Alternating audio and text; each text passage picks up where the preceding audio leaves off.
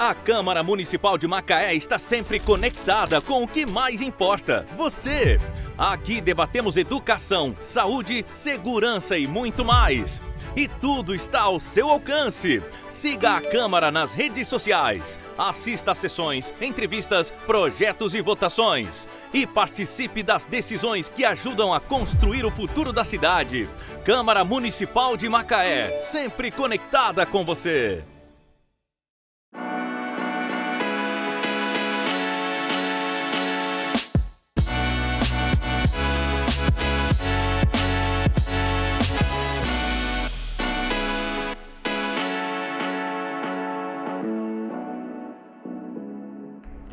Olá, sejam bem-vindos ao Pod Povo, podcast que conversa com a população macaense, conversa para a população macaense, fala da população macaense. Hoje eu não tô com macaense, embora ele seja mais macaense que muita gente. Mas, cara, pensa num cara que foi pioneiro dentro da nossa cidade, nos eventos de Macaé, que fez história na cultura, continua fazendo até hoje. Eu tô assim, quando eu falei com ele, eu nem mas tão rápido, gente, ele é tão simpático, eu não acreditei que eu consegui falar com ele, foi sensacional. E a gente vai falar sobre música, a gente vai falar sobre eventos, a gente vai falar sobre cultura, a gente vai falar sobre um pouco da história de Macaé e da história dele, Hugo Tolipan. Prazer. Prazer estar aqui com você, Joyce, muito obrigado pelo convite, é uma honra estar num programa assim, diverso como vocês fazem, agradecer ao Wagner também que está ali na produção, né? Que é, a gente fala que é o cara que a gente não consegue ver. Vocês estão em casa e vocês não conseguem ver quanta gente tem aqui atrás trabalhando, fazendo esse trabalho lindo aqui. Parabéns para toda a sua equipe. Obrigada. Gente, é muito importante isso que ele está falando, porque ele sabe como é que funciona. O cara, ele produz os picas da galáxia aqui do nosso Brasil, percorreu o Brasil com diversos eventos, vai para Portugal daqui a pouco, mas a gente vai falar daqui a pouquinho. Hugo, eu ia começar com você perguntando para você como que você entrou para esse mundo de eventos.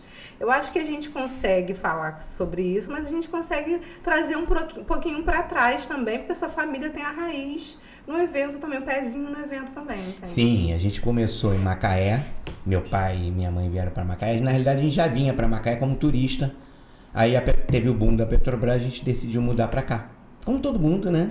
E a gente, quando mudou para cá, meu pai e minha mãe resolveram abrir um comércio e abriram a Casa do Chocolate, que era um ponte da juventude macaense, que começou ali na rua do próximo a Luiz Ride ali,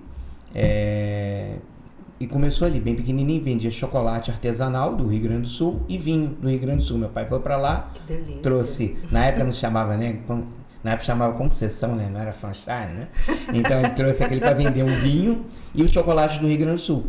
E como tinha a proximidade da Fafima e a proximidade ali do Luiz Ride, acabou virando um ponte de estudante que acabou virando um ponte da galera, entendeu? Então assim, essa é a história da Casa do Chocolate. Seu Vasco, Dona Vânia, Fred, meu irmão e eu. Mas a Casa do Chocolate começou a produzir eventos também. A gente, assim, meu pai era um cara que sempre mexeu com publicidade, com mídia, depois ele foi pro teatro, né?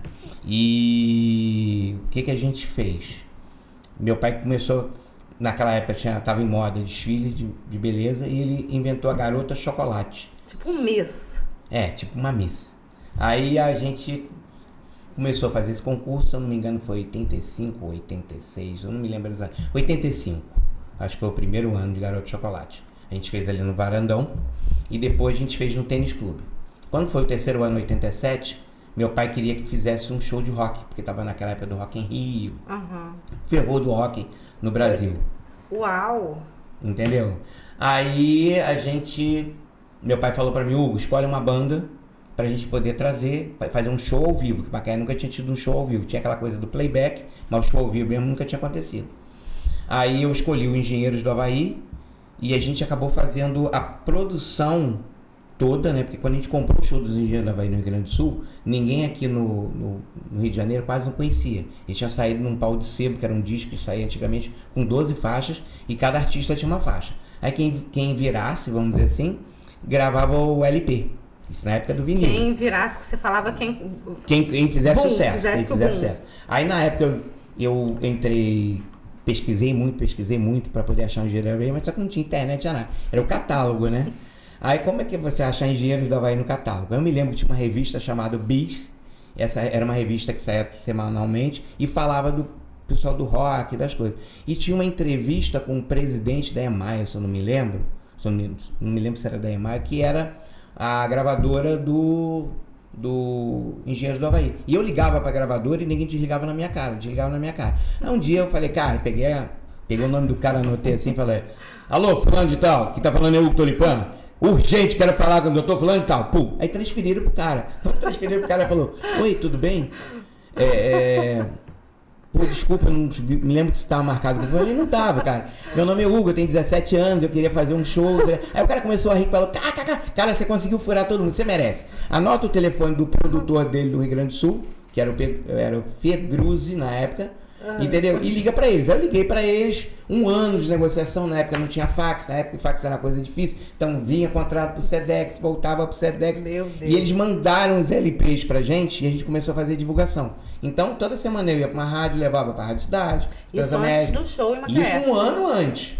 Comecei a tocar. Você começou a levantar a moral deles. Exatamente. Aí. Pegava um disco, chegava e dava pra um DJ. Pô, bicho, uma banda nova do Rio Grande do Sul tá tocando isso. Que na época era conhecida ainda como Engenheiros do Hawaii. Aí a gente que explicou que era Engenheiros da Bahia, veio portfólio, veio aquele material todo. Ficamos 1 ano trabalhando. Quando chegou em Macaé, eles tinham acabado de ganhar o disco de ouro. Então, assim, foi uma experiência maravilhosa. Nossa. Que a gente fez. E assim, e foi o primeiro show. Depois a gente fez Plebe Hood, Ultraje Regô, João Pen com seus miquinhos, Biquíni Cavadão, fizemos vários shows, tudo na quadra do tênis. Era muito maneiro. Aqui em Macaé? Aqui em Macaé. Caramba, 17 anos. Tu era muito novo. Muito, bastante. Mas já sempre era maluco com essas coisas, entendeu? Meu pai sempre deu muita força, entendeu? Assim, minha mãe também. Você lembra de qual foi o primeiro momento em que você se viu mexendo com o evento, antes desse... Porque o Engenheiros do Havaí já foi um grande show. Já. Na realidade, assim, como a gente, antigamente, você tinha que se virar para fazer. Então, eu fazia um programa em cassete. Na escola você fazia a movimentação das festinhas? Não, na realidade o que acontecia? Como eu trabalhava na Casa de Chocolate, eu gravava uns cassetes que chamava Rádio Pirata Chocolate. E eu já fazia locução. Aí depois do Engenheiros da Bahia eu acabei entrando pra Rádio 820, a Rádio 20 AM. Aí eu fazia um programa de rock que era entre um programa de samba e um programa evangélico. Era sábado à tarde. Então eu era o folguista, era o cara que fazia a folga dos funcionários. Então um dia eu estava na patrulha da cidade, um dia eu estava em cada programa. E a gente acabou tendo essa coisa e sábado eles me deram esse programa para fazer. Aí eu fiz uma maluquice no programa. O cara tinha a programação toda escrita, assim, batida a máquina, né, assim. Marquinhos Moura, meu mel. Aí eu falava, pessoal, agora a gente vai tocar Marquinhos Moura, meu mel. Só que não vai tocar não, a gente vai tocar Led Zeppelin. Aí tocava. Aí o Led Zeppelin. Aí eu falava, Elimar Santos pra vocês, só que é mentira, a gente vai trocar o Ultraje Regô. Aí eu comecei a fazer isso e o programa começou a fazer sucesso. Porque vinha na programação pra tocar uma coisa e eu tocava outra. E eu tocava rock. Mas você tocava por sua conta? Tocava por minha conta. Assim, o pessoal da rádio me deixava eu fazer. Você tá entendendo? Mas aí depois virou uma maluquice que era muito engraçado. Então, assim, já fazia programação, já tinha dito com a pessoal, vai tocar... Sei lá, na época tinha Rosana, né? Como uma deusa. Aí eu tocava Rita Lee, sabe essas coisas? Nossa, mas aquela música fez um sucesso. Não, exatamente. Então eu tocava muito na Rádio AM isso. E eu trocava as músicas. Falava, pessoal, era pra tocar Rosana, mas eu vou tocar Rita Lee. Era pra tocar Elimar Santos, eu vou tocar Titãs. Então eu fazia isso. E o programa acabou virando um sucesso. E foi muito legal fazer esse programa. Tipo assim... Eu curti muito fazer isso. E eu comecei a ser discotecário do DJ, né? Na época era discotecário. DJ do Tênis, do Fluminense e do Clube Cidade do Sol. Que a gente fazia as noites de Macaé. De sexta a domingo eu tinha baile. Chegava a reunir no final de semana 3, 4 mil pessoas entre os bailes todos que a gente fazia. E como que você conciliava estudo com esse monte de coisa que você devia fazer? Minha mãe e meu pai sempre me obrigaram a estudar, sim. E eu sempre aprendi que a gente, para poder, por exemplo, em 88... eu fui ser DJ, fui para a faculdade da cidade no Rio de Janeiro e fiz um curso de DJ. Aí a gente, na época, era o DJ da Zoom, que era uma casa noturna que tinha no Rio de Janeiro, que dava esse curso, então eu aprendi. Então, às vezes o cara já, vamos comprar um tocar-disco novo. Não, vamos fazer um curso. Porque antigamente era muito difícil Não é igual hoje em dia na internet, quer saber como funciona. Então, Online. quando a gente viajava para São Paulo, levava uma semana eu e meu pai em São Paulo, pegava panfleto, chegava ali, aqueles panfletos todos, lia o manual, lia. Era uma doideira, tinha que mandar traduzir o manual, sabe essas coisas? Do inglês, porque você comprava uma mesa, a mesa via fechada e você não sabia como funcionava, não tinha quem ensinasse. Aí eu fui fazendo os cursos. Aí depois eu fiz curso de... fiz um curso chamado, foi o melhor curso que eu fiz do Instituto Brasileiro de Artes Cênicas, o IBAC, que foi até, a gente fala muito disso, que foi uma escola maravilhosa que eles pagavam. Eu tinha saído da escola técnica, os últimos 6 meses eu fiz lá. Então, o que acontece? De manhã você fazia aula teórica, então fiz aula de pintura de telão, fiz aula de iluminação, sonorização, carpintaria, tudo que ligado ao teatro. E à tarde você ia para uma disciplina. Eu fazia lá curso de iluminação. E era muito legal que quem ganhasse esse curso ia ter o prazer de viajar com o grupo. O curso era pago, né? Não, eles pagavam pra gente fazer. Era o governo. Era... Então, assim, eu ia viajar com o grupo corpo. Eu falei, cara, eu sou o melhor, vou viajar com o grupo corpo. Quando saiu o resultado de tudo, tirei 2º lugar. Você conhece o primeiro lugar? Não, eu não me lembro, porque eram várias turmas. Aí, tipo assim, eu fiquei frustrado. Mas só que eu falo que eu tenho muita sorte, Deus ajuda. Amém. O que acontece? Um rapaz que fazia uma peça chamada Detalhes Tão Pequenos Nós Dois, com Pedro Paulo Rangel e a Tânia Alves, que faziam essa novela que tá na Globo agora. Nossa, só fera. Vale Tudo, na época do Vale Tudo.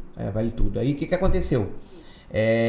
O técnico deles passou mal, teve um ataque cardíaco, não podia viajar. Aí eu conheci um cara no Rio, falou que você quer fazer essa turnê, eu fiz. Aí eu fiz Manaus, Belém e Natal. Aí o cara melhorou, aí o produtor, que é o Oscar José, amigão meu até hoje, ele falou, quer continuar? Mas aí tu vai ficar na produção comigo. Aí eu ficava fazendo a montagem, ficava na produção, aí foi isso, aí eu fui indo. Aí dali eu conheci Tônia Carreiro, que foi a minha madrinha de teatro. Entendeu? Ela falou para as pessoas, Hugo é bom, então quando ela falou, cara, é bom, você... Não tinha o que questionar. Exatamente, mas ela me explicou o seguinte, Hugo, 90% de determinação e 10% de talento. Quanto mais talentoso você é, mais determinado você tem que ser. Então, a história é essa. Então não importa, de repente, o talento. A pessoa tem que, independente do talento...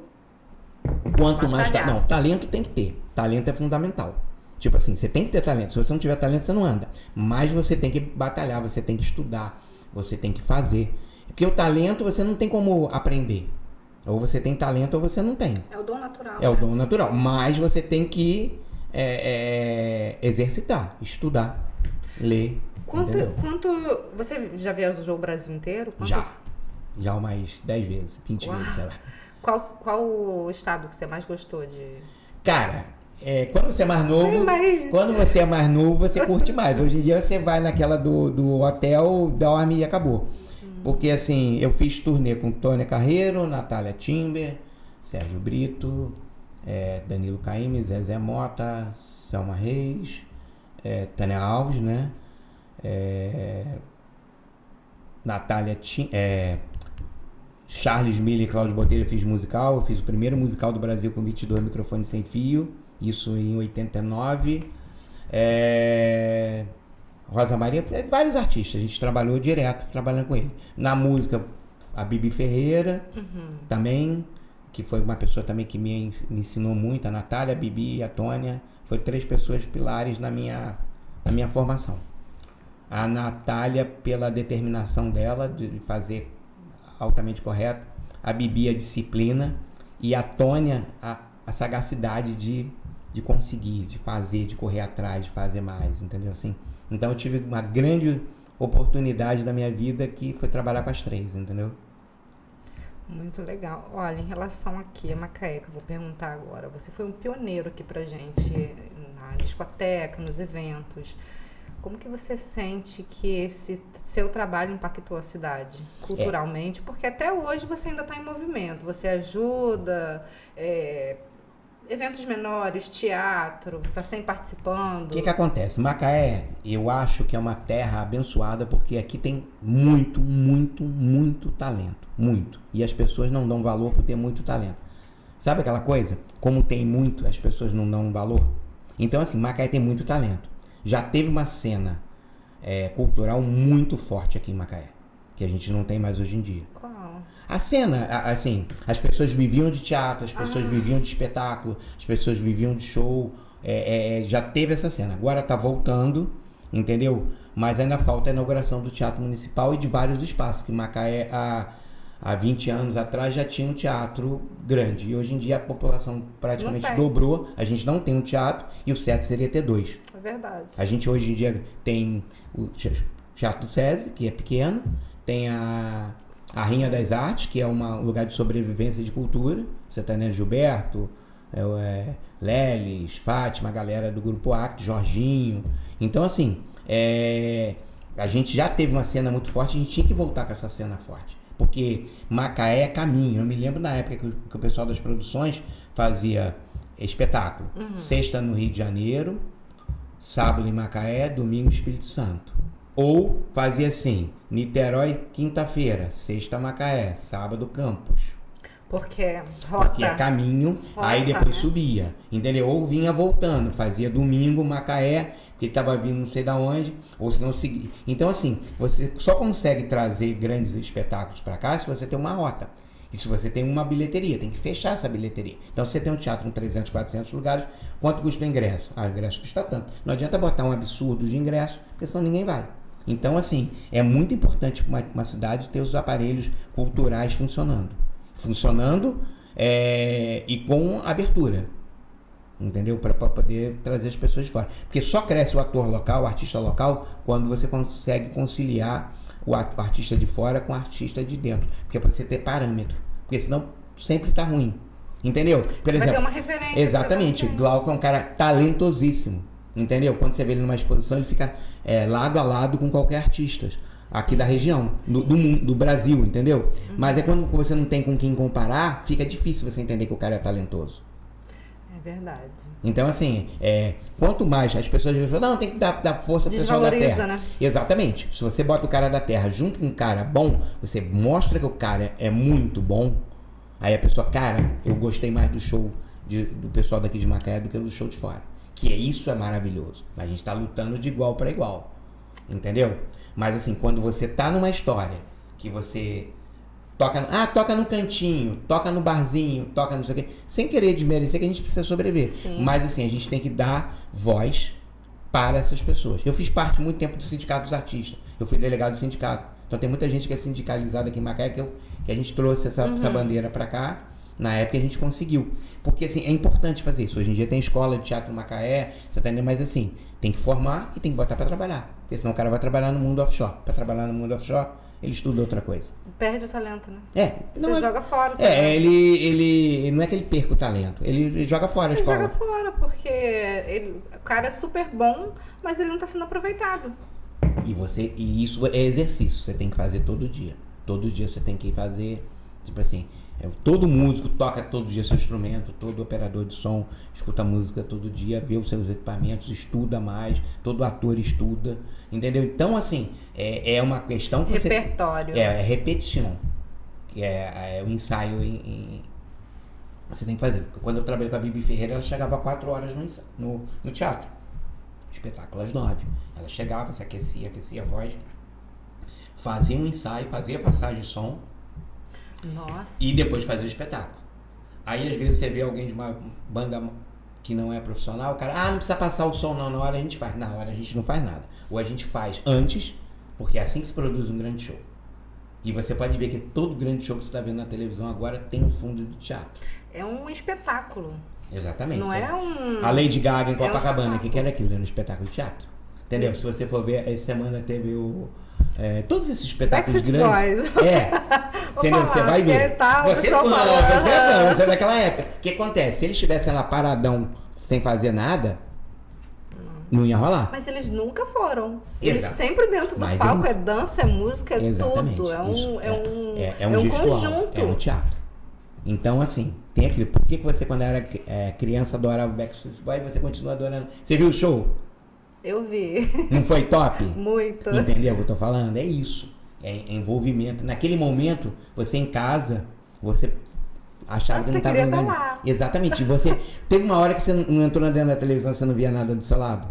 ele dominar você em casa. Sabe como é que é? Então é isso. É a arte do encantamento. Teatro é mágica. Caraca. Então o barato é isso, é essa mágica que a gente tem que fazer. E a mágica tá na luz, no som, na câmera, no microfone, tudo junto e ninguém perceber. Quanto menos você percebe, melhor. Esse cara, que show maravilhoso. É um envolvimento mesmo. Exatamente. Então o grande barato é esse. Eu sei que você estudou muito, né? Você fala dos seus cursos, mas como que você chegou nesse nível de completude? Porque você traz tudo. Não foi só o teatro. Na realidade, o que acontece? Eu presto muita atenção ao meu redor. Então, por exemplo, eu vou para São Paulo, eu vou andar no shopping. Aí eu olho uma vitrine, olho uma luz, olho uma rua, vejo uma pessoa atravessando a rua, vejo um movimento, vejo a moda. Tipo assim, eu aproveito esses espaços. Por exemplo, quando eu fui para Nova York, andei em Nova York pelas ruas a pé. Porque andava ali, tudo quanto era lugar que eu podia, claro que tinha ensaio, tinha essas coisas, eu saía até o cedinho, tomava café e ia pra rua. Aí ia vendo o que estava acontecendo. Porque você tem que... Eu sou de uma época que não tinha internet. Então, hoje em dia, é muito mais fácil. A gente usa celular. Qual é a cor que tá na moda hoje? Você digita na coisa, qualquer pergunta que você tem hoje tem na internet. Mas se você não sabe pesquisar, você não consegue entender o que vai vir. Aí você tá sempre na onda atrás. Por que o grande surfista, ele surfa as melhores ondas? Ele não pega a onda que tá na frente, ele pega a onda que tá vindo. Ele sabe que aquela onda vem. Então, o barato é ser o surfista. É você saber qual é a melhor onda. Tu deixa passar a primeira onda, tu deixa passar a segunda onda. Cara, aquela que ninguém acreditava, você vai. Quando você vai ver, a onda é maravilhosa, o cara ganha um campeonato. É porque você vê, às vezes, eu fiquei viajando agora na cena do surfista. Você vê ele sentado na prancha mesmo e avistando o mar lá para poder ver qual que tá vindo. Na hora que ele percebe que tá vindo aquela, ele entra. Você vai pra praia, você vê o pessoal que surfa pouco. Como é que é? Ele pega qualquer onda, toma caixote, você quer. O cara tava sentadão. Daqui a pouco o cara vem e desceu aquela onda maravilhosa. Então é isso. Você tem que estar percebendo que o movimento, a hora de atacar, na hora de recuar, a hora de dar, a hora de receber. Você tá entendendo? Assim, isso é muito importante. Sensibilidade. Exatamente, é sensibilidade para tudo. Entendeu? Assim, pra gente entender o que tá sendo feito. Quais foram os maiores shows que você já produziu e qual que você mais gostou? Porque maiores que eu disse mesmo em relação a tamanho. E qual que você mais... Eu sei que você acompanha o Paulinho da Viola, vou pedir para você falar um pouquinho sobre isso, mas qual foi o maior que você apresentou e o que você mais gostou? O que você mais gosta? Assim, o único show, eu vou falar ao contrário. O único show que eu tive mais medo na minha vida foi um show que a gente fez com o Sorriso Maroto. Eu fiz 3 turnês com o Sorriso Maroto em Brasília, que era assim, Xuxa, Sorriso Maroto e Jota Quest no mesmo palco. E eram 1 milhão de pessoas naquela esplanada dos ministérios ali. Muita gente. E a gente foi fazer o show, tipo assim, aquilo deu medo, porque você tocar para 1 milhão de pessoas e assim, o som que você tá fazendo, 1 milhão de pessoas vão ouvir. Tipo assim, então... O que pode dar errado? Tudo. É porque assim, pilotar um som, às vezes o cara fala, Hugo, dá pra tirar uma foto pra mim? Hugo, dá pra fazer não sei o quê? Falei, não dá. Você tem que ficar focado no que o cara tá fazendo.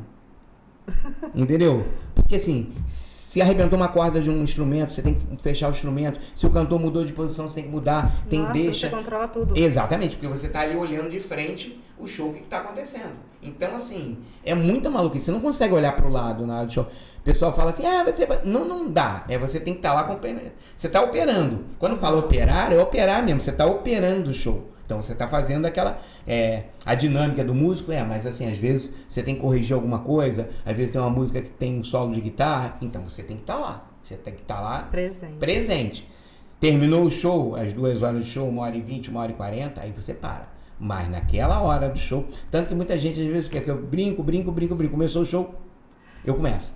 Aí o pessoal, mudou o cara. Eu falei, não, mas mudou. Agora é pra valer. Que não tem volta, é ao vivo.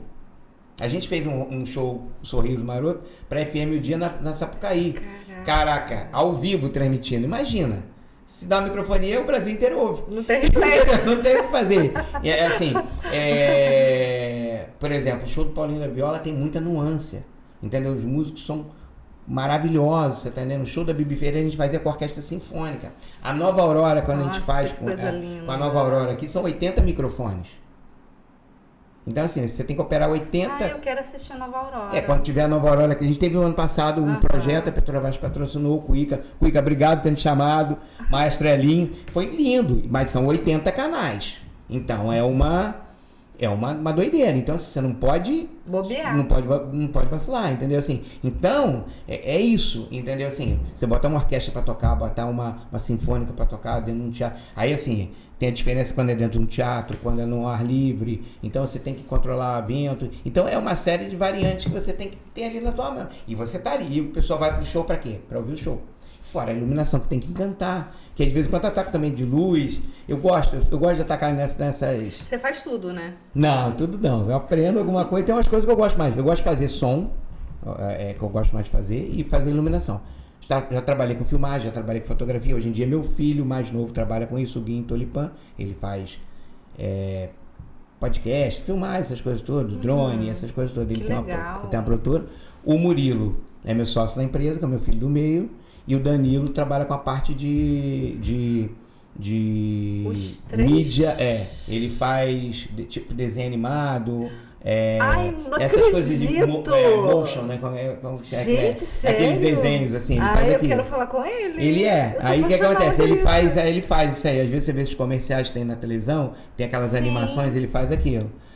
Aí ele faz isso e faz luz também. Esse espetáculo do Macaé Canta Carucango. Macaé Conta Carucango.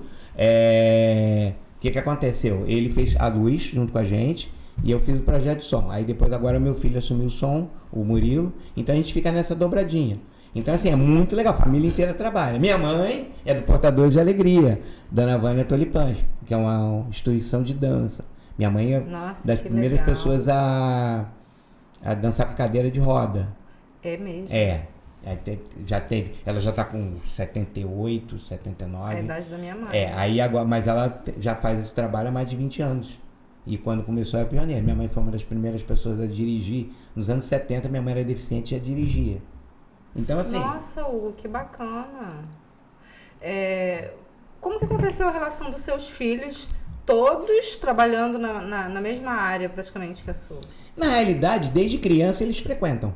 Então, o que acontece? Respiraram isso. Exatamente, eles estavam sempre dentro do teatro, estavam dentro do show. O Danilo é afilhado do Ademir Martins, que é diretor de teatro, que vivia dentro do teatro comigo. O Guinho sempre teve nesse movimento, entendeu? De teatro, chegou a fazer algumas peças. O Murilo sempre também teve nessa coisa. E, assim, desde criança tem foto eles dentro do case. Então, eu me lembro, o Murilo comprou um skate, foi andar de skate ali no Teatro de Niterói, no Niemeyer. Enquanto tava arrumando o som, tava ele andando de skate ali atrás, você tá entendendo? Aí na hora do show, sei lá, ele tinha 11 anos. Na hora do show ele foi dormir lá no camarim, depois, sabe aquelas coisas? É o show da Bibi Ferreira. Então assim, eles sempre... te acompanharam. Sempre tava nesse movimento, entendeu? Assim, então é assim... Foi orgânico, né? Exatamente, ele já sabia. Sabe o cara que planta? O filho aprende a plantar? É exatamente isso, ele tá ali junto. É de família, né? Sua mãe, seu pai, você, seus filhos. Ninguém nunca falou assim, eu quero ser outra coisa, eu quero ser engenheiro, eu quero ser... Não, na realidade, o que acontece? De vez em quando a gente tem as nossas crises e vai para outro lugar. Entendeu? Como assim? Crise que eu tô falando, vamos experimentar fazer isso, você tá entendendo? Então, assim, eu mesmo já tive uma época que eu tava meio puto da vida com teatro, não sei o que, fui criar vaca. Você tá indo tirar leite. Então, tipo assim, mas depois parei. Vou pro mato, vou pra roça. Foi pro mato, pra roça. Sabe essas coisas? Então, assim, mas aí sempre o teatro te chama, o show te chama. Então, assim, e as pessoas às vezes não entendem que isso é uma área muito ampla. Hoje em dia, por exemplo, eu tenho minha empresa que eu trabalho com eventos corporativos. Então a gente produz eventos corporativos. A área de som, iluminação, painel de LED, essas coisas. A gente faz isso tudo. Então, assim, isso é o quê? Veio do teatro. Então, isso tudo vai misturando, entendeu? Assim, então a gente vai aprendendo e vai fazendo. Todo dia o bom é aprender. Todo dia eu aprendo uma coisa nova. O que você acha que mudou do momento que você começou a produzir eventos, né? O que você enxerga hoje que mudou para os eventos de hoje e para a ferramenta que você usa hoje de trabalho? Eu acho que a primeira coisa que mudou foi... Assim, o que acontece? Tá mais fácil hoje em dia, isso é muito bom. Porque antigamente era muito, muito difícil. Então, tipo assim, era assim, o pessoal fala, antigamente era melhor. Não era, não. Não era, não, porque assim, era muito, muito difícil. Para você pegar uma informação, se ralava. Tipo assim. Para você comprar, assim, sei lá, uma fita crepe preta. Hoje em dia você digita na internet, chega na tua casa. Antigamente você tinha que conhecer o cara que trazia não sei de onde, dos Estados Unidos, que vendia na loja de cinema um filtro de gelatina, você tá entendendo? Então assim, era muito difícil. Você tinha que ter um relacionamento muito grande, você tinha que conhecer uma pessoa, tinha que conhecer a outra que falava para não sei o quê. Então assim, era um mercado, não é que seja um mercado mais aberto, continua sendo um mercado fechado, mas é um mercado que hoje em dia é mais fácil. Se você conseguir furar a bolha, você consegue entrar. Antigamente era muito difícil. Todo mundo que você vê, todo mundo conta a história, pô, me ferrei, não sei o quê. Porque assim, era muito difícil. Você dava uma sorte, entrava, se você fosse bom, você ficava. Porque também tem isso. Muita gente fala, esse cara é muito ruim. O mercado joga fora. Então, tipo assim, às vezes o cara fala, esse cara é muito ruim. Depois você vê 200 anos e fala, pô, esse cara era bom. Porque, entendeu? Na realidade não era isso. Ele foi, naquela época ele podia ser ruim e ele foi se aprimorando. Claro. Então, assim, ou também o tempo muda. Tem às vezes uma coisa que era super pop numa época, depois não é mais. Você vê o tipo de música que toca hoje em dia. Né? Exatamente, que tocava. Não é ruim. Entendeu? Sempre existiu música boa, sempre existiu música ruim. Sempre existiu teatro ruim. Eu não vou te colocar em saia justa. Não, mas assim, sempre existiu. Assim, então o cara fala, tem coisa ruim pra caramba, entendeu? Assim, isso em todos os movimentos. Você vê o pessoal do grafite, tem gente que faz grafite maravilhoso, tem cara que não faz, entendeu? Na música, tem cara que toca pra caramba e tem cara que não toca. Então, assim, no teatro é a mesma coisa. Então, assim, e o próprio espaço seleciona. Então não adianta dizer assim, porque tem que proibir o cara. Ninguém tem que proibir nada. Proibir é a pior coisa do mundo, deixa rolar. O mercado regula. Porque assim, proibir pra quê? Entendeu? Às vezes o cara, não, sempre tem um movimento que quer proibir alguma coisa. E uma coisa quando é boa, você vê até a moda, ela é cíclica. Ela vai e volta, ela vai e volta. Estilos musicais vão e voltam, vão e voltam. Como por exemplo, o pagode agora tá voltando, né? Pagode dos anos 90, voltou, entendeu? Rodou. Aí você vê que o rock voltou, rodou. Muda a cara, entendeu? Mas assim, se você for ver, ele sempre tem isso, como a moda, como tudo volta. Mas aí ele volta com uma roupagem diferente, com um nome diferente, com um título diferente. E sempre tem alguém contra e alguém a favor, entendeu? Porque também tem isso. Também ser muito querido por todo mundo não é legal, não. Verdade. Você falou uma coisa interessante porque você chegou a comentar a questão do Rock in Rio. E o Rock in Rio trouxe muito essa coisa bem eclética, né? Porque a gente tem gerações diferentes curtindo o Rock in Rio hoje. A experiência hoje em dia é o que vale mais em qualquer evento. Então hoje em dia você não vai para ver um show. Você vai para poder viver uma experiência. Então desde o copo que você usa, desde do post que você faz, você vai, a área instagramável, como o pessoal chama, né? Tipo assim, então todo evento hoje em dia tem, para você chegar no show, que é lá no final, você passa por várias etapas. Eu estive agora na Bienal do Livro, eu fui lá visitar, entendeu? Peguei um carro, fui pra Bienal, fui ver. Aí eu olhei aquela coisa toda. Aí eu fiquei doido, porque na Bienal do Livro, o que estava rolando? TikTok. TikTok é a maior plataforma que estava apoiando a Bienal do Livro. Olha que doideira, eu não sabia disso. Sacada. Porque aí o slogan é, o livro não termina aqui. Continua no TikTok. Porque eles agora são shopping também. Exatamente. E também a questão dos podcasts, dos comentários, do papo com o autor. Então, tipo assim, cara... Que sacada. É sacada. Eu cheguei na Bienal do Livro e falei, caraca, TikTok em tudo quanto é lugar. E vários lugares de podcast, reuniões e entrevistas. Cara, muito top. Então, assim... alguém poderia imaginar, eu às vezes vejo um cara conservador falando, o TikTok vai acabar com o mundo, não sei o quê, só tem porcaria. Só tem porcaria porque você tá olhando porcaria. Se você for procurar a coisa dos livros, tá lá no TikTok. É o seu... Como que fala o nome do... Ai, meu Deus do céu. É o que você tá buscando ali que tá te oferecendo que não presta. Exatamente. Então você tem que buscar o que seja muito legal. Aí você vê umas coisas...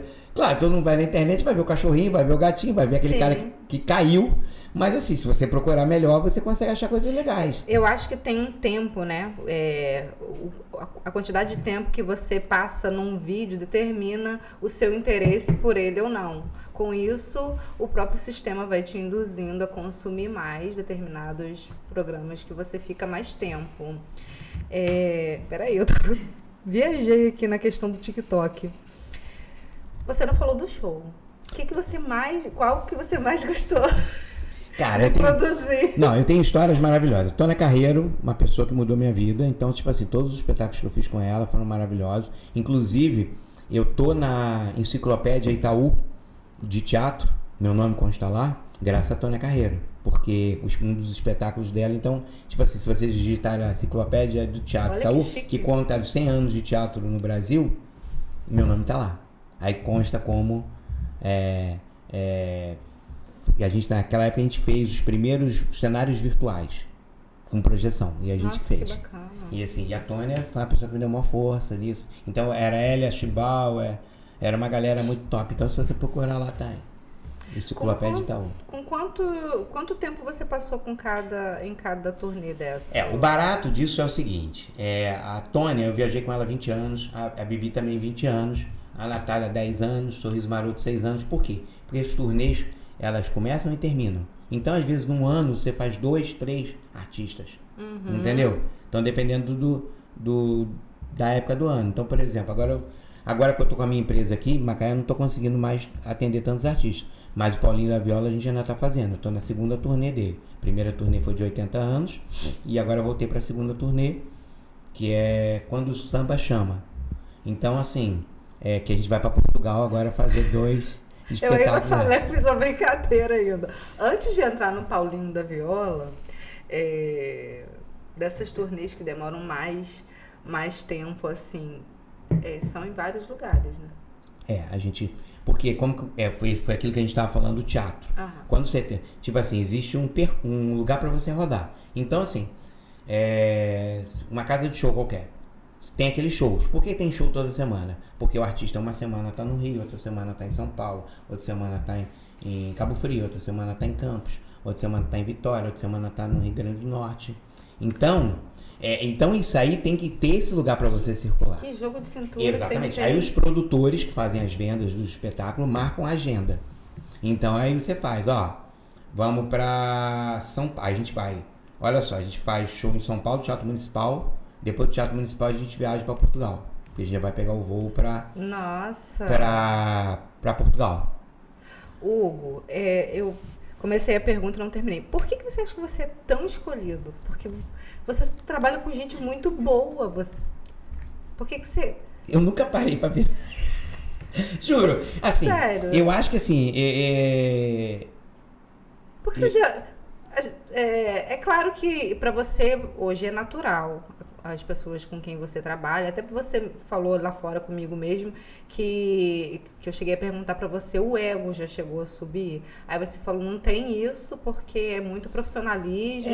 Assim, quando você trabalha com uma galera que é profissional, é muito difícil acontecer isso, porque cada um sabe o que tem que fazer e não tem tempo para isso, entendeu? Assim, embora a pessoa ache que é muito fácil, é glamour, não é. Relação. Você chega num palco 8 horas da manhã e sai de lá 11 horas da noite. Se for um show, tranquilo. Se for um show de banda de pagode que é 3 horas da manhã, você chega lá de manhã, depois você vai pro hotel, dorme e volta pra poder fazer o show. Então, assim, é uma equipe muito grande, é muita gente trabalhando, você não pode errar, entendeu? Assim, e... É uma coisa... É difícil. Eu nunca parei pra pensar essa pergunta que você me fez. Eu acho que sim, sei lá. Eu sou dedicado ao que eu faço. Toda vez que eu pego alguma coisa pra fazer, eu vou lá e faço. Entendeu? Assim, não tem... não importa que seja... Sei lá... Porque você falou que é uma profissão que sempre está desempregado, mas você nunca está desempregado. Não, é exatamente isso. Todo dia a gente está desempregado. Porque todo dia acabou o evento, é como se fosse uma história de Cinderela, entendeu? Tipo assim, tu perdeu o sapatinho, tem que arranjar o príncipe no outro dia, entendeu? Sabe como é que é? Então a pegada é essa, todo dia a gente está desempregado.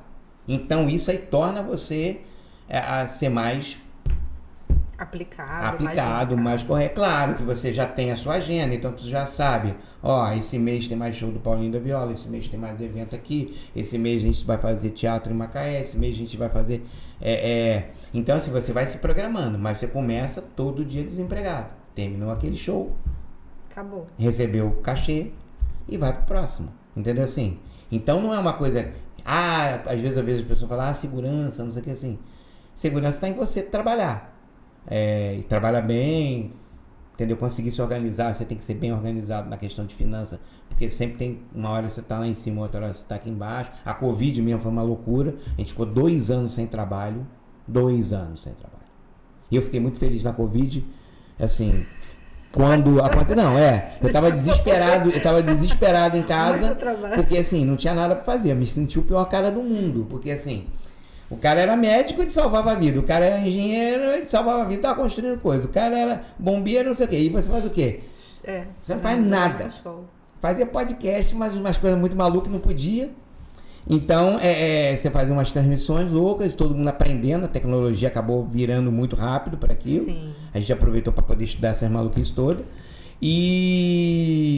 Mas, assim, quando voltou o primeiro evento Drive-In, no Rio de Janeiro, no shopping... Naquele shopping que tem esqueci o nome do shopping, na Barra da Tijuca, esqueci o nome do shopping. Teve drive-in lá. E um amigo meu que pegou esse trabalho me ligou e falou: o que quer? Falei, cara, tá todo mundo desempregado, tem 10 caras pra trabalhar, eu sou um dos 10. Eu falei, cara, muito obrigado, meu Deus. Entendeu? Tipo assim, a relação que você tem com as pessoas tipo, é um compromisso, é chegar no horário, é fazer certo, é não reclamar. Você tá entendendo? É assim, reclamar na hora certa, que se tiver alguma coisa de errado, falar a verdade. Então tem isso. Então assim, qual foi a coisa mais assim, quando parou a Covid, teve o negócio de drive-in, tinham 10 técnicos trabalhando, o cara me ligou do Rio de Janeiro, Hugo, vem fazer comigo. É você. Então a gente precisa assim, isso entendeu? Assim, porque você conseguiu fazer. Eu trabalhei no drive-in lá eu fiz a produção técnica do drive-in. Aí tinha os técnicos, aí todo mundo separado, lavava a mão, conferia, não sei o que, aquela coisa. Mas assim, o Brasil inteiro, o mundo inteiro desempregado, o cara ligou, Hugo, é você, vambora. Entendeu o que eu tô falando? Então, tipo assim, isso é legal. Tipo assim, foi uma grande conquista. Trabalhei com todos os artistas da minha vida, mas essa, tipo assim... Graças a Deus. Então, assim, porque até pra cabeça da pessoa, a Covid foi muito cruel, né? Foi. Entendeu? Assim... Você sabe que uma coisa que eu reparo, a maioria dos convidados que a gente tem aqui, tudo que a gente fala aqui dentro de Macaé ou converge pra crise ou converge pra Covid. Tudo cai nesse assunto.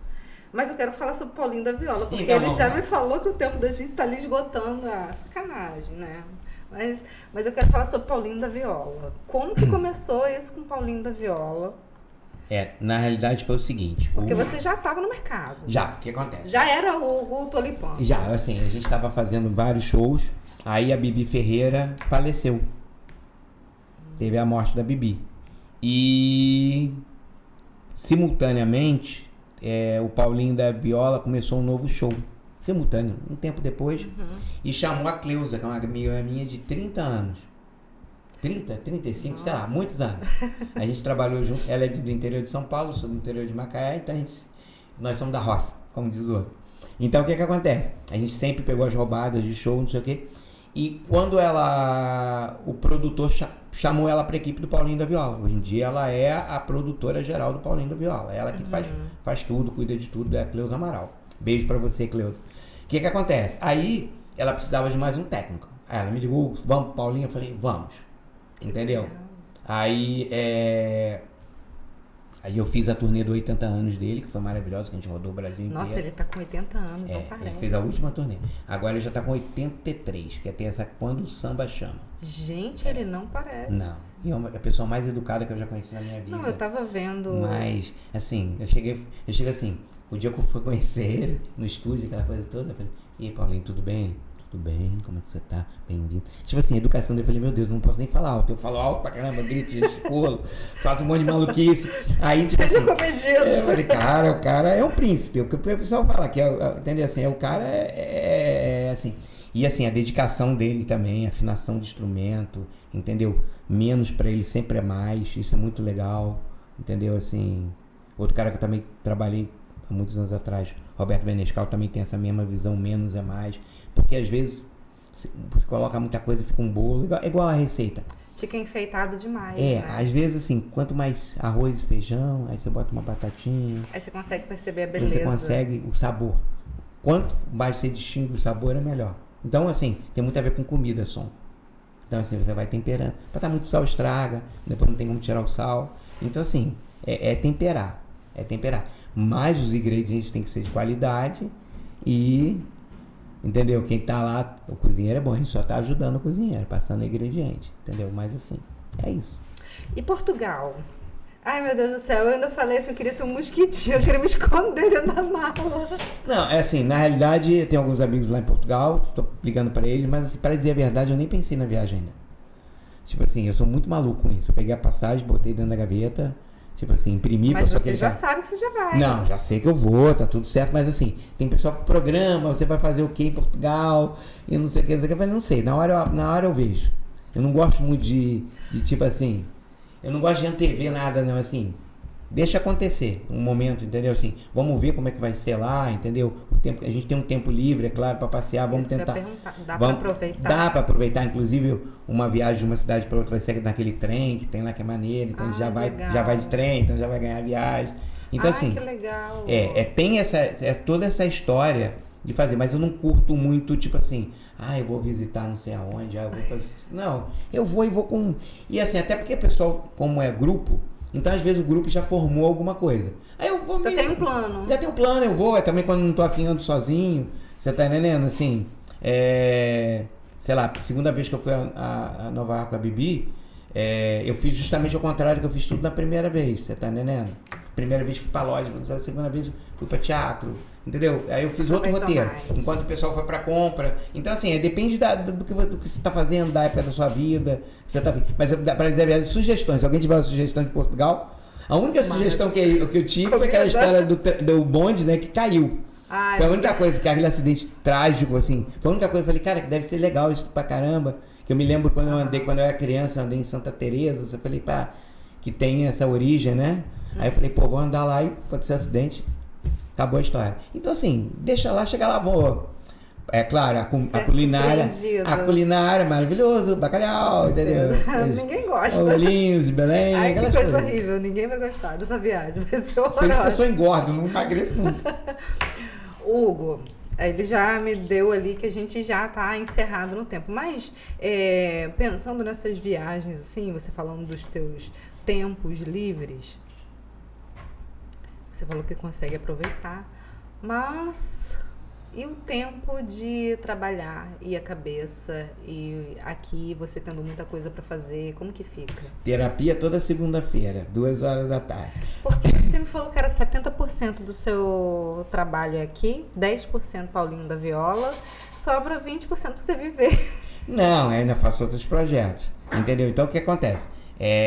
Eu acho que você, para poder estar no meio desse, que tem muito sobe e desce, você tem que estar com a terapia em dia, isso eu não abro mão.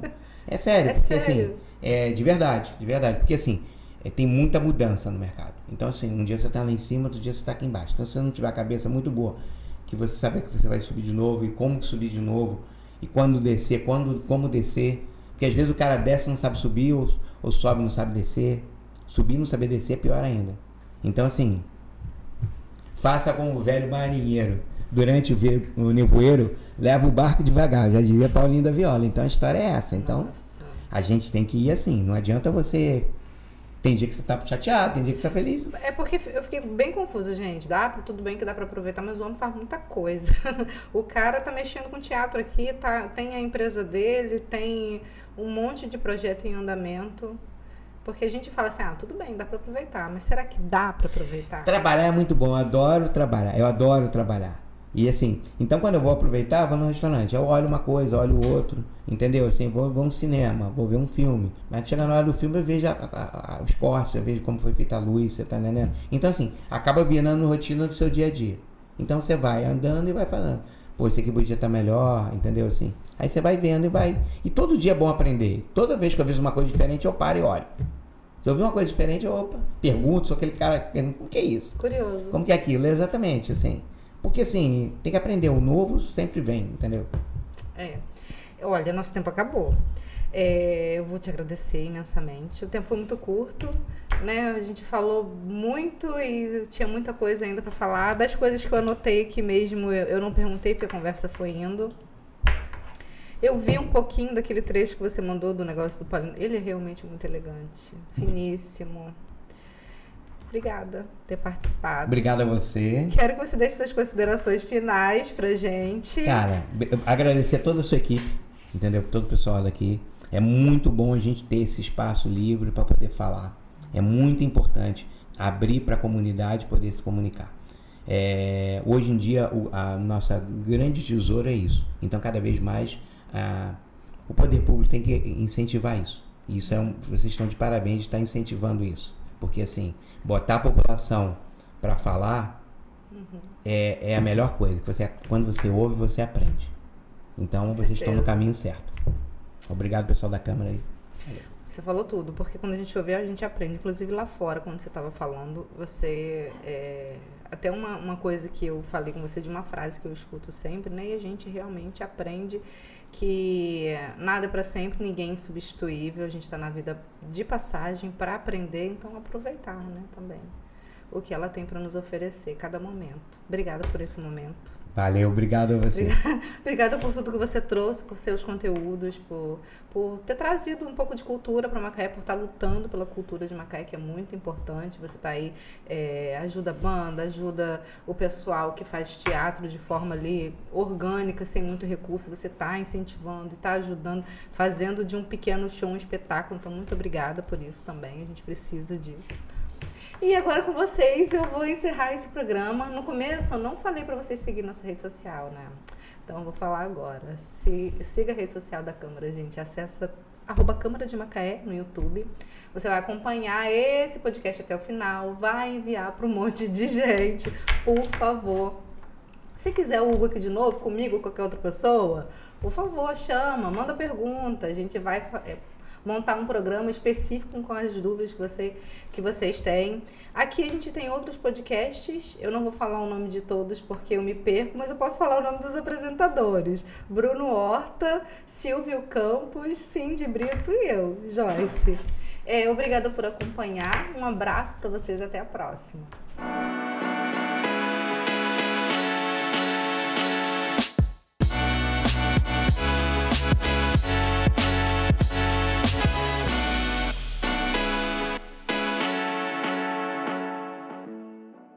A Câmara Municipal de Macaé está sempre conectada com o que mais importa, você.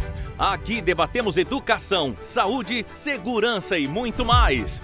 E tudo está ao seu alcance. Siga a Câmara nas redes sociais. Assista a sessões, entrevistas, projetos e votações. E participe das decisões que ajudam a construir o futuro da cidade.